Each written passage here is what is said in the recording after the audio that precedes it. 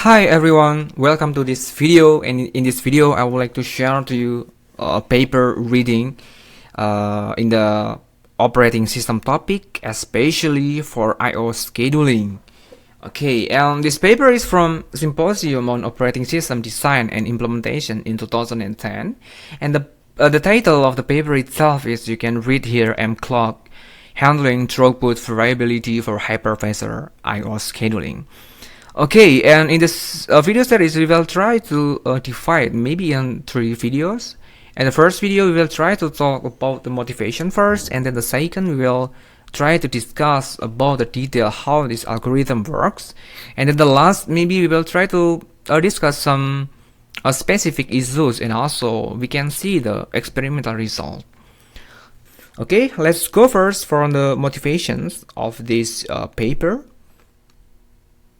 Okay, we know that cloud computing nowadays is everywhere, and user can create a VM as many as they want, and because the resource is limited, in this case we need to do resource sharing. The resource can be CPU, can be memory, and also can be storage. Okay, and then for the existing resource allocation methods in that time 2010, they are more about the CPU and also memory resource allocations, and we know that the CPU and also memory are fixed. Okay, and this existing method is still lacks support for I/O resource allocations, because the challenge for this I/O resource allocation is the I/O throughput can fluctuate up and down. Okay, we can see the illustration here in the right. Okay, we have this VM5 with the pink color here. In this time, there is other VM start, which is VM1. Okay, VM1 from host 1, and we can see that this I/O availability for this host 3 is affected, so that it go downward. Okay, and then for this time there are some other VM start, and we can see here that the resource availability in this host 3 is also affected. Okay, for example, if we have like host 3 here, host 3, and currently we have only VM5. If we have another VM, for example like VM6, VM7, how we can manage resource allocation for this VM5, VM6, and also VM7 here, if the resource allocation itself is fluctuating up and down? Okay, so this is the motivations of this paper. Try to do resource allocation when the resource itself is fluctuating up and down. Okay, we can discuss first about the existing method such as SFQ. Okay, it does I/O local scheduling at each host. Okay, so it's traditional proportional sharing with respect to the aggregate host throughput. We can see later the illustration in this table here. But unfortunately, when the I/O throughput fluctuates, for example up and down, here I give example, the first is downward, the absolute I/O throughput for a VM can fall, and it can be lower than the threshold, I mean the requirement. Okay, for example, we have this VM1, VM2, and VM3. VM1 is for example, remote desktop, and then VM2 is for OLTP, VM3 is for data migrations. And for example, we have this share value 100, 200, and 300. Yeah, it's same with like 1, 2, 3, because it's just proportional value.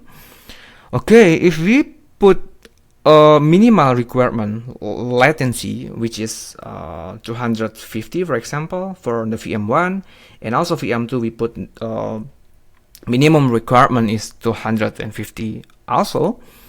In this situation, when the resource availability is 1200 IOPS, we can calculate here. Okay, it is 100 divided by 100 plus 200 plus 300, okay, this proportional sharing here, times this 1200, okay, so it is 600, okay, we will have, we will have 200 here, okay, 200, and we can see that this 200 is lower than the minimum requirement, okay, so it is not the minimum requirement is not satisfied in this using this existing method, right? And then for the other case, if the availability of the resource go upward, for example, we have 2400 IOPS, this VM3 can take a lot of IOPS. By using this similar formula, we will calculate like 300 divided by 600 times this 2400, we will get this 1200. For example, if we put like upper bound of 1000, it's already beyond the upper bound, and also we don't want this situation happens. Okay, so this existing method again cannot satisfy this lower requirement and also the upper bound requirement. Okay, so this open-ended issue is unacceptable in many applications. So that's why it has slow adoptions in virtualized environment for I/O intensive applications. Okay, and we can try to take a look for the other existing method. In the method of 2, 3, and 4, I provide this reference paper in the last slide. You can just go in the last video if you want to try to take a look at the paper. Okay, this paper apply this lower bound specifications. They call reservations, and this is the share, proportional share, and also they apply in the upper bound. They call it limit here. Okay, but these existing methods are for known and fixed resources, which are CPU and memory, and it is very easy to do these resource allocations because we can just do the change only at VM entry and exit. Okay, let's see in the example here. For example, in these conditions, we have VM 1, 2, and 3.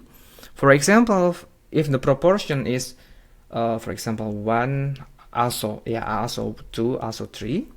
Okay, for example, we have the resource R. Okay, we can just calculate like for VM3, it is like 3 divided by 6 times R. Okay, and then when the VM3 exit, for example, we can just recalculate the resource allocation. This is 1, this is 2. It is like 2 over 3 times the resource, and this one is like 1 over 3 times the resource. Okay, and if there is another even like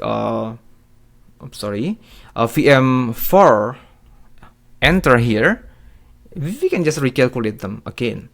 Okay, for example, this is 1, this is 2. For example, the proportional, this is also 2. Yeah, we can just like calculate for this one. It can be like 2 over 5 times the resource.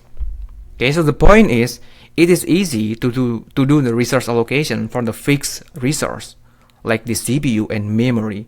We can just do at the VM entry and exit. But for the fluctuating resource, which is the I/O resource here, we need continuous monitoring.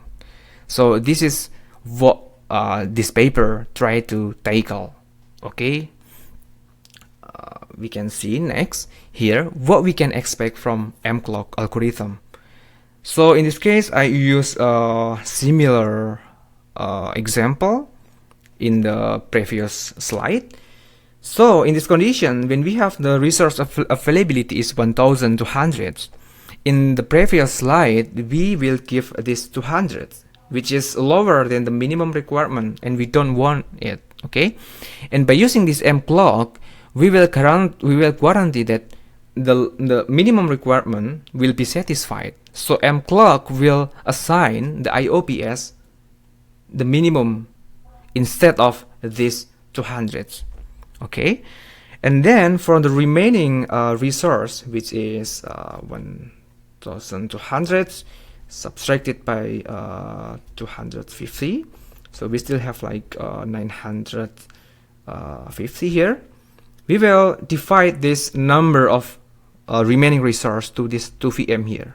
Okay, so for example, for this VM we can do 200 divided by 200 plus 300, 500, times the remaining, which is 950. We get this 380 here, and also for this one.